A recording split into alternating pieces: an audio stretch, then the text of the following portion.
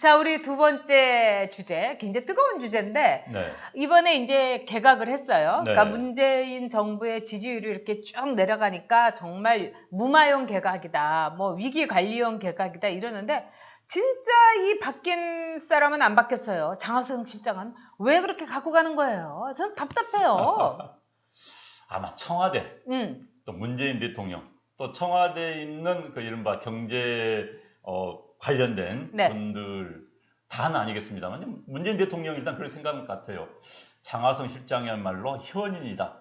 경제에 대해서 정말 백성들을 사랑하고 국민들을 사랑하는 따뜻한 마음이 가지고 있는 그런 사람이 지금 미래를 보고 경제 정책을 하는데 눈앞에 보이는 당장 이것 가지고 말이야. 네. 저 사람을 비난하고 있다. 그다음에 아하하. 주류 경제학자들, 평생 기득권에 놀고 먹던 주류 네. 경제학자들이 따뜻한 마음이 없는 그런 사람들이 그렇죠. 이 따뜻한 마음의 경제학자를 이해하지 못한다. 그렇죠. 93억 원의 재산을 갖고 있는 장하성 실장이 그렇게 못 살고 못 먹고 그 기득권에 소외된 사람들을 위해서 소득주도 성장을 한다는데 내가 함께 같이 가야지.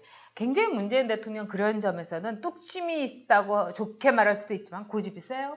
고집이 이제 일단 소신이라고 그러죠. 소신이 네. 지나치면 고집이 되고 네. 고집이 지나치면 아집이 되고 네. 아집이 지나치면 독선이라고 합니다. 아휴, 근데 장하성 실장은 꿋꿋하게 이제 버티고 있고 그런데 이번 개각은 몇 가지 굉장히 이 의미심장이 한 게 있어요. 제1기가 진짜 사고 친 사람들을 일단 갈긴 다 갈았습니다. 네네. 그만큼 무능한 사람들하고 문재인 대통령이 함께했다는 점에서는 동정을 금치 못하는데 근데 새로운 개각의 면면을 보면 전 좀 걱정스러워요. 첫째, 교육부총리 이 유은혜 의원 참 재선 의원인데 네. 교육부 간사 7년 한 거 6년. 6년이에요. 6년이죠. 이게 그 7년이라고 또 언론에서는 얘기하던데 아니, 이게 국회 임기 4년 2년 됐으니까. 전문성을 갖다고 할 수 있는지 이건 말 안 되잖아요. 그러니까 네. 자 이제 우리가 네. 물론 상임위에서 정말 열심히 하는 분들도 있습니다. 6년 안에 뭐 전문성을 획득한 분도 있지만 또 어떤 분들은 저 유인혜 의원이 어떤 케이스인지 모르겠습니다만 어떤 분들은 슬렁슬렁 보좌관이 써준 것 들고 와가지고 그냥 질문 뭐 보통 질문이 5분 7분입니다. 그거 읽고 장관이 답변하는 거 별 관심도 없고 그러고 나서 끝나자마자 지역구 내려가서 상가 쫓아다니는 의원들이 상당히 굉장히 많습니다. 이런 사람들이 상임위에서 무슨 전문성 솔직히 저 국회의원 해봤지만요. 그런 분들 진짜 많아요. 상임위에서 다 하면 장관 답변할 때 이제 해놓고 좋은 사람도 있고 남들은 그건 몰라요. 그리고 이제 지역구만 챙겨 다니는 거예요. 다음은 재선 되려고. 예를 들어서 이런 분이 6년을 하든 8년을 하든 12년을 하든 전문성? 솔직히 좀 그런 부분이 있어요. 글쎄 간사했다고 교육에 전문성이 있다고는 말이 안 되고 우리 교육감 선거를 하더라도 일단 교육 현장에서의 5년을 경험했던 봉직했던 것이 조건이 되고 있는데 어떻게 교육부 장관 그것도 부총리가 교육 현장에서 한 번도 있지도 않은 사람을 하는지 그 원인이 이제 여성이기 때문이라고 하는데 저는 같은 여성으로서 이건 진짜 잘못된 인사다 이렇게 생각해요. 저도 지금 이제 문재인 정부의 이제 공약이 그거였습니다. 네. 여성 강요를 30% 이상 하겠다. 네. 난 공약 충분히 이해하고 38%예요 이번에. 그래서 바람직하다고 생각합니다. 왜냐하면 이제 여성들의 사회 참여가 늘어가고 있기 때문에 여성들 고의적으로 이제 의도 발탁하는 그런 것도 중요하죠. 그런데 이제 지금 대한민국 상황이 굉장히 위기 상황입니다. 네. 교육 문제는 엄청난 위기 상황입니다. 그렇죠. 뭐 모든 국민들이 교육 문제 전문가 아닙니까? 그러면 진짜 전문가 중에 전문가를 챙겨야 되는 건데 자. 여성 몫을 챙기기 위해서 교육부총리에 여성을 한다? 저는 거기서 솔직히 의구심을 가지고 있어요. 저는 이게 굉장히 정치적이라고 봐요. 왜 그러냐면 요즘 들어서 문재인 대통령의 이른바 여성관 또는 여성 정책에 대해서 그동안 문바였던 거의 그냥 달빛 그 소녀단들이 다 등을 돌리고 있어요. 그래서 문재인 대통령에 대해서 여성 지지층이 썰물처럼 빠지고 있습니다. 미투에 대한 그 정부의 대응이라든가 특히 여성들의 낙태 문제에 대한 정부의 여러 가지 문제. 그래서 이런 여성들의 지지층을 다시 끌어오기 위한 것이 제가 보기에는 이번에 여성 중심 내각의 첫째 목표고요. 근데 교육부 장관의 경우는 전 좀 더 깊은 아주 굉장히 정치적인 속내가 있다. 저는 이렇게 봅니다. 두 번째 있어요. 네. 그런데 유은혜 장관 후보자를 문재인 대통령이 지금 언론 보도에 따르면 네. 굉장히 챙겼다고 그래요. 네. 예를 들어서 이제 이번 대통령 선거를 하기 전에 광창팀이라고 그럽니다. 네. 그러니까 여의도에서 서강대를 건너가면 그게 광창역이 있거든요. 아마 이제 그렇죠. 거기 사무실 있었기 때문에 광창팀을 하는데 거기에서 이제 캠프를 만들면서도 유은혜부터 챙겨라. 네. 데리고 와라. 했다고 하니까 일단 굉장히 문재인 대통령의 관심과 사랑을 받았던 왜요? 글쎄 모르죠. 뭐 일하는 게 마음에 들었을 수도 있고 수투발이 좋은 남자 같았나? 글쎄 잘 모르겠습니다. 잘 모르겠고 그래서 어찌됐든 그런 여러 가지가 이제 아마 문재인 대통령의 관심을 받았을 거고 그리고 이제 뭐 여성을 채우려고 네. 하다 보니까는 여성 그러니까 이제 기본 두 가지죠. 여성이란 점과 현역 의원이란 점. 현역 의원들이 아무래도 청문회 통과가 쉬우니까 네. 청문회에서 이제 또 몇 명이 아웃되는 순간 네. 이 정권이 그대로 무너집니다. 그렇기 때문에 그런 현역 여성 의원과 여성과 청문회 현역 의원. 통과가 패스가 쉬운 그렇죠. 그러니까 이제 의원 출신이다 그러니까 이거죠. 이제 현 정부에서는 여성 의원들은 돌아가면서 국회의원 장관 한 번씩 할 가능성이 매우 그러니까 높아졌어요. 그래서 지금 입이 귀에 걸렸다고 네. 그런데 저는 두 번째 이유가 굉장히 중요하다고 생각합니다. 그 유은혜 의원이 교육 그 상임위에서 어떤 법안을 주로 냈냐면은 이른바 교육에서의 그 비정규직을 정규화하는 법안을 굉장히 꾸준히 냈어요. 그런데 이건 뭐냐면 학교에서 말하자면 임시교사로 됐는데 비정규직인데 이런 사람도 다 정규직으로 해주자. 그러니까 임용고시를 보는 말하자면은 정규직을 목표로 정상적인 코스와 정상적인 능력을 시험받는 그 임용고시를 보고자 하는 분들이 그냥 들고 일어나갖고 그 법안이 킬된 적이 있어요. 근데 이런 분이 만약에 교육부총리 겸 장관이 된다면은 글쎄요 어떤 일이 벌어질까요? 결국은 즉 우리 사회에서 굉장히 많은 기득권에 말하자면은 반전이 이루어지는 거죠. 저는 그걸 노렸다고 봅니다. 그러니까 지금 이제 김상곤 전 교육부총리에 대해서는 청와대 대변인이요. 네. 그 사람에 대한 이제 장점을 칭찬을 합니다. 발표를 하죠. 걔가 이제 네. 장관 명단을 발표를 네. 하면은 그때 이제 김상곤 부총리 같은 경우는 진보적 교육 정책을 혁신적으로 실천해 왔다. 그러니까 진보적 교육 정책에 이제 관점을 두고 했다는 네. 거죠. 그런데 유은혜 내정자 같은 경우는 소통 능력과 정무 감각을 높이 사서. 네. 여기서 소통 능력이 재밌는 이야기입니다. 네. 이 이야기는 일단은 과거에 김상곤 장관 같은 경우는 속된 말로 고집 부리다가 잘린 겁니다. 고집 부리다 잘린 거예요. 아니 한계 없죠. 한계 없죠. 김상곤 부총리는 네. 본인이 대단한 사람을 생각을 한 사람이거든요. 네. 대권 후보까지 꿈꿨던 사람이기 때문에 본인이 그런데 한계 하나도 없는 거예요. 특히 이제 현재 여당과 충돌을 많이 했습니다. 그렇죠. 특히 뭐 어린이집 방과 후 영어 수업 네, 금지했다 네, 학부형들 반발이 크고요. 그래서 네. 사고만 치다가 결국은 고집 부리다 물러났고 이번에는 좀 말 잘 듣고 소통할 수 있는. 근데 이제 이게 재밌습니다. 능력 없는 네. 정치인들 또 네. 능력 없는 교수들이 장관 되면요 관료들한테 휘둘려요. 그럼요. 휘둘립니다. 솔직히 관료들이 내내 하면 관료들 뭐라 하는 능력이 있거든요. 그 다음에 관료들은 압니다. 저 사람 어떻게 1년, 다루면 되나? 1년 길어봤자 네. 2년이다. 잠시 폼 잡으러 왔다. 커리어 쌓으러 왔다. 이걸 알기 때문에 몰아가는 거예요. 네. 그래서 능력 없는 정치인 뭐 장관, 능력 없는 특히 교수 출신들 그런 사람 굉장히 많습니다. 그렇습니다. 네. 예. 근데 그 유은혜 그 의원이 그동안에 한 법안이란 건 뭐냐면 비정규직을 정규직화하자. 이것이 이제 기본 논조인데 네. 이런 경우면은 사실 비정규직 가운데서는요. 임시교사라든가 또 그때 그 비정규직으로 보면은 이 사학 같은 데는 재단에 백으로 들어온 사람이 많아요. 그러면은 그 재단이 백을 줘가지고 말하자면은 누구누구 연줄로 들어와가지고 비정규직인데 이런 식으로 정규직화한다. 이러면은 정말 금수저들, 은수저들만 그 정규직이 될 수 있는 거예요. 즉 임용고시라는 건 우리 사회에서 정말로 공정하게 코스를 거친 사람이 그 피와 땀과 공부한 것에 대한 결과를 얻는 건데 임용고시에서 합격해가지고 있는 사람들도 말하자면 정규직 있는 사람들도 이 사람들도 기득권자다 이런 식으로 공격하고 있습니다. 흥미있는 건요. 지금 청와대에서 처음으로 즉 유은혜 의원에 대해서 사퇴시켜달라. 임명을 걷어달라는 청원이 지금 2만 명이 넘고 있습니다. 그렇죠. 이런 경우가 없었죠. 없었죠.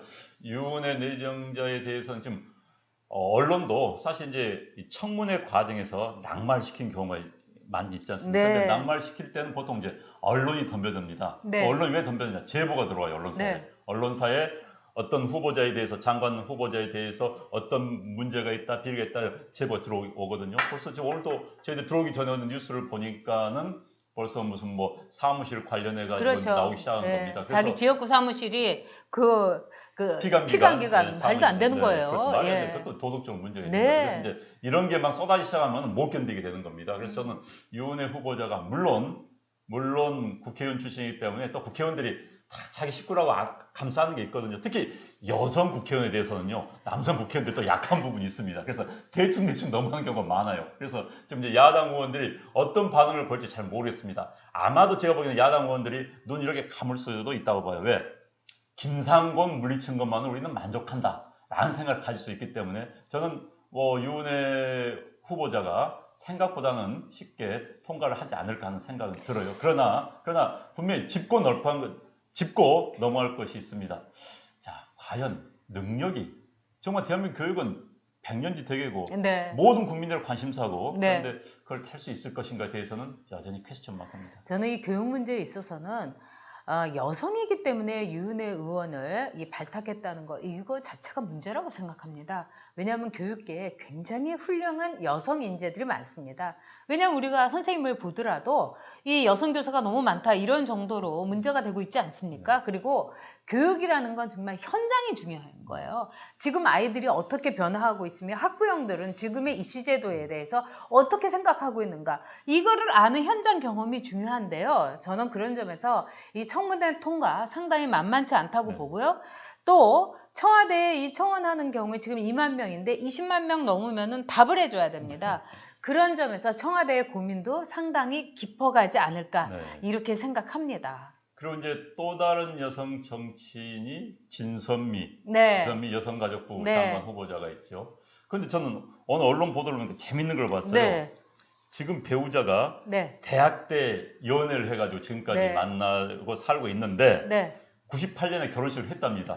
그런데 혼인신고를 안 했대요. 그리고 그러다가 20년 얼마 전에 가까이 했을 거예요. 2016년도에 총선을 한 달 앞두고 혼인신고를 했다고 합니다. 그러니까 이제 이분이 비례대표를 한 번 하고 서울 이제 강동구에 이제 지역구를 받아서 이제 선거를 치렀는데 그러니까 혼인신고 없이 20년 가까이 살다가 선거 앞두고 혼인신고를 했다? 이건 어떻게 해석해야 되는 겁니까? 제가 보기에는 그게 이제 많은 여성 그 페미니스트들이 갖고 있는데 결혼제도 자체가 남성을 위한 것이고 남성의 어떤 소유권에 대해서 인정을 하는 거다. 이렇기 때문에 아마 이제 이 혼인신고를 하지 않은 것 같은데 저는 그러면 끝까지 하지 말았어야 된다고 생각해요. 그러니까 자기 소신이니까. 근데 선거를 앞두고 또 혼인신고를 한 게 아유 이거 정말 역시 이 페미니즘이 그 권력 앞에서는 그냥 그대로 무너지는구나. 저는 그걸 느꼈어요. 왜 그러냐면 지금 민주당 쪽에 있는 여성 가운데는 굉장히 그 여성주의자 페미니스트들이 많은데 그렇지만은 한나라당이라든가 또는 이런 야당 쪽에서 이제 여성 문제에 걸리면 딱 입 닫고 외면해 버려요. 이게 무슨 여성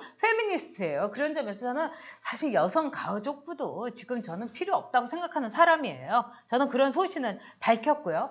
그리고 이번에 이렇게 또 보니까 문화재 청장에 그 현직 중앙일보 기자인 정재숙 그 씨가 임명됐죠 이미.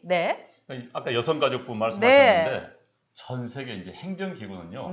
행정의 대상자를 가지고 부서를 만들지는 않습니다. 한국이 굉장히 독특한 거예요. 뭐 청소년부, 여성부, 행정은 업무의 영역, 자, 보건복지, 외교, 내무, 외무, 국방을 나누는 거지 유일하게 대상을 가지고 한다? 그런데 이제 여성을 대상으로 한다면 이제 나중에는 남성부도 만들어야 되고 노인부도 만들어야 되고 청소년부도 만드는 게 이게 굉장히 왜곡된 형태입니다. 이제 이것도 궁극적으로는 선거, 여성표를 의식한 그런 게 굉장히 많이 좌우했어요. 물론 초창기에는 우리나라 여성들의 권위가 약하기 때문에 그걸 올려주겠다는 취지는 있지만 또 한편으로는 여성표를 의식한 그런 부분도 굉장히 많았었습니다. 아유 그렇긴 한데 좀 이렇게 답답한 거가 왜 그러냐면 이렇게 여성이란 이유만으로 발탁이 된 여성들의 이 그 비포 애프터가 굉장히 걱정스러운 경우가 많아서 그래요. 지금 정재숙 그러니까 저기 문화재청장, 이제 문화청 거기는 뭐 청문회 거치지 않으니까 곧 임명이 되겠죠. 뭐 중앙일보 문화전문기자 이미 임명이 됐어요. 임명이 됐죠. 중앙일보 문화전문기자. 근데 문화재 전문기자하고 문화전문기자하고 같은 겁니까? 다르죠. 그러니까 저는 그 생각이 들었어요. 근데 이분 제가 뭐 잘 모릅니다만은 음악 담당 기자, 미술 담당 기자가 문화재를 할 수 있나? 그러니까 이 그래서 문화 저 그렇죠. 문화재는 되게 이제 그동안 문화재청장은 문화재에 익숙한 역사학자들 가서 고고학자, 역사학자 출신 많이 했고 또 내부 승진자거나 뭐 네. 그런 경우가 많았지만은 문화 담당 기자가 문화재청장을 한다? 문화하고 문화재는 좀 다르지 않나 생각이 그렇죠. 들어요. 네. 이거는 상당히 전문성이 요하는 그럼요. 자리고 네. 또 문화부 장관하고 또 달라요. 달라요. 그렇기 오히려 때문에 문화부 장관이랑 그렇죠. 모르겠습니다. 문화재청장은 좀 예. 그렇다는 생각이 좀 들어요. 그리고 현직 네. 그 문화재청장이 일도 뭐 이렇게 무슨 문제 없이 했다는데 네. 1년 만에 갈리고 그 정재숙 씨를 위해서 이 자리를 마련해 준 것 같다. 이런 얘기가 이렇게 쫙 돌고 있습니다. 네. 그래서 저도 이제 기자 출신이고 그렇긴 하지만은 국회의원들도요.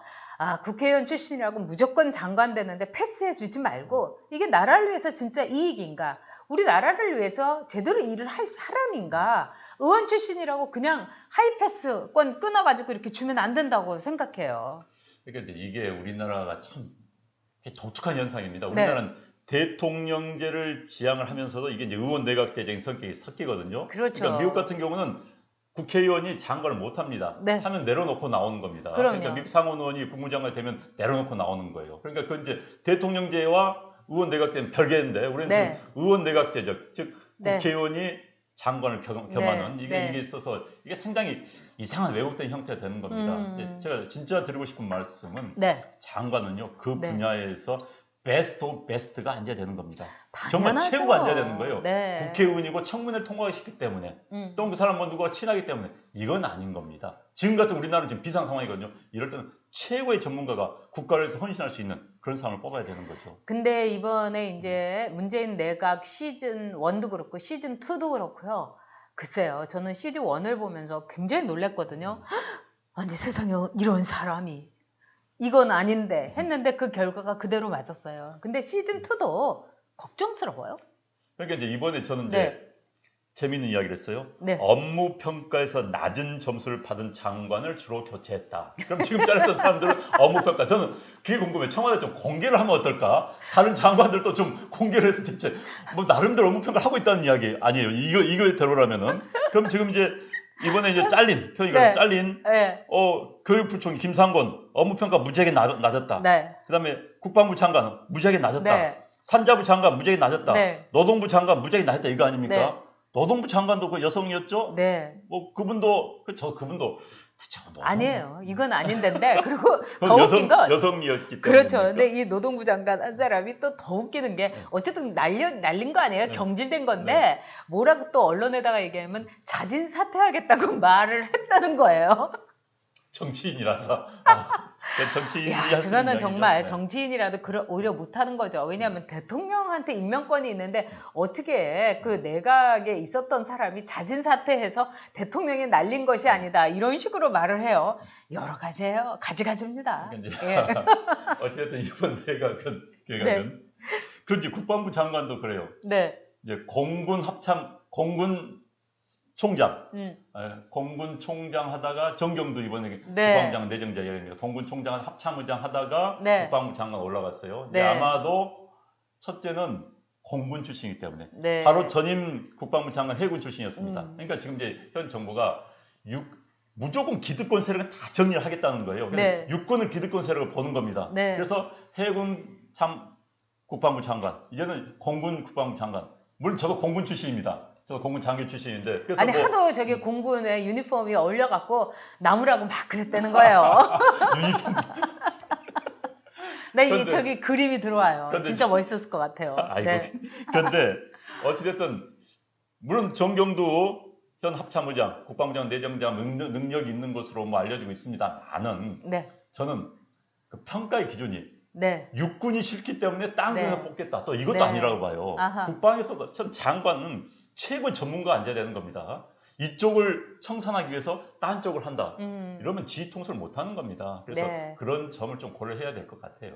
그러니까 이번 인사도 그렇고 강원랜드의 이사도 간첩 출신이 됐고 이러다가 이제 국밥집 사장님이 공공기관 사장 임명 등등 정말 다 말아먹으려고 작정을 했나 봅니다. 말아먹으려고요. 사실 이런 말을 하면 이제 현재 정부, 뭐 진보 좌파 정부가 뭐 이론을 제기할 것 같습니다만 솔직히 인재풀이 작습니다. 네. 그럼 본인을 또 많이 인정을 해요. 회전문 인사도 했었잖아요. 그러니까 노무현 인재풀이 정권 때는. 왜냐하면 그동안 이제 한국 사회 주류가 아니었기 때문에 솔직히 비주류가 많습니다. 그래서 인재풀이 작다 보니까는 우리들이 보기에는 이제 커리어상으로 뭐를 보나 전 악감이 아닌데 하는 분들이 많이 왔고 사실 제가 오늘도 뭐 정식 먹으면서 무슨 현 정부와 관계된 분들 이야기했더니 자기들이 보기에도 청와대에 이번에 뭐 비서관 들어간 분들 막 네. 깝깝하다는 거예요. 저 사람들이 어떻게 청와대에 들어가가지고 대한민국을 컨트롤할 수 있다는 거 깝깝해버린다는 이야기 하더라고요, 진짜. 진짜 저도 몇몇 분들은 깝깝해버립니다. 아니, 저도. 저런 사람들 어떻게 청와대 가서 비서관하고. 아니, 진보 진영에 있는 분들도 그래요. 저 사람이 돼가지고 내가 가슴이 철렁했어요. 정말 걱정해요. 막 이런 분들 많이 봤어요. 특히 네. 이번에 이제 이야기가 좀 빗나갑니다만 네. 지방선거 하고 나서 네. 이제 이 바람으로 지방자치단체들 싹쓸했지 않습니까? 그러니까요. 정말 품질 미달인 분들에서 진보 그쪽에 그런 이야기 한다니까. 네, 우리 같이 들었잖아요. 그러니까요. 사고치 리스트 써본다는 거 아닙니까? 자, 누가 깜빵 먼저 갈 것인가 순서를 써본다는 그러니까. 거예요. 본인들도 같이 알아요. 들었어요. 네, 그렇게 문제 많은 자질 안 된 분들이 들어갔다는 거. 그런데 근데- 이제 청와대나 장관이 예. 최고의 베스트 오브 베스트 들어가야 되는데 그쪽 진영 내에서도 아이고야 하는 예. 분들이 들어갔다는 거. 그러니까 워스트 오브 워스트가 그렇죠. 들어간 거고요. 그 다음에 이번에 보면은 서울시의회, 경기도의회, 그 다음에 인천시의회 거의 그 민주당이 90 몇 프로를 차지해갖고 다른 야당이 교섭단체를 구성을 못 한다는 거예요. 이러면 우리 국민들에게 큰 손해입니다. 그래서 제가 볼 때는 나중에 정말 또 이게 또 반전이 돼가지고 민주당이 정말 교섭단체도 못하게 되는 이런 거는 하지 마셔야 돼요. 왜냐하면 균형을 맞춰줘야 되는 겁니다. 미워도 균형을 맞춰줘야 되는데 그럼요. 지금 이게 다 국민들의 손해인 거죠. 그러니까 네. 우리가 너무 한쪽을 쏠림이 큰 네. 사회고 이제 우리 공동체입니다. 네. 그래서 그건 불안정합니다. 사회가 음. 확 쏠린다는 것은 그래서 이제 균형을 맞춘 작업이 필요한데 어쨌든 뭐 6대4 뭐 6.5대4 뭐 3.5도 좋습니다. 네. 그런데 9.5대 1, 9.5대 그러니까요. 0.5 네. 이런 것은 그 사회가 한쪽 과도히 쏠 수가 있는 거죠. 제가 보기에는 이번에 우리 국민들도 큰 교훈을 아주 뼛속히 느끼지 않을까 싶습니다.